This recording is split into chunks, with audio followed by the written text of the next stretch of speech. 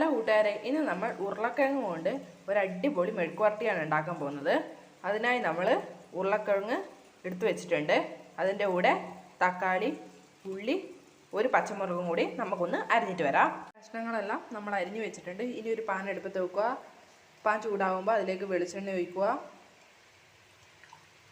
കടുകിട്ട് പൊട്ടിക്കണം.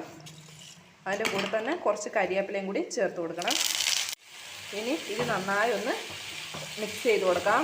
ഇനി നമുക്ക് ഇതിനാവശ്യമായ പൊടികളെടുക്കാം. പൊടികളായിട്ട് നമ്മളിവിടെ എടുത്ത് വെച്ചിരിക്കുന്നത് സാമ്പാർ പൊടി, മല്ലിപ്പൊടി, മുളക് പൊടി, മഞ്ഞൾപ്പൊടി. ഇതെല്ലാം നമുക്ക് അത് കറിയിലേക്ക് ചേർത്ത് വെക്കാം. ആവശ്യത്തിന് ഉപ്പ് ഇട്ട് കൊടുക്കുക. ഇത്രയുള്ള പണി. ഇതിലേക്ക് നമുക്ക് ഇച്ചിരി വെള്ളം ഒഴിച്ച് കൊടുക്കാം. ഇത് മൂടി വെക്കാം. ഇത് വറ്റി വരണം.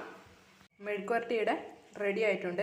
വീഡിയോ ഇഷ്ടപ്പെട്ടാൽ ലൈക്ക് ചെയ്യുക, ഷെയർ ചെയ്യുക, കമൻറ്റ് ചെയ്യുക, സബ്സ്ക്രൈബ് ചെയ്യുക.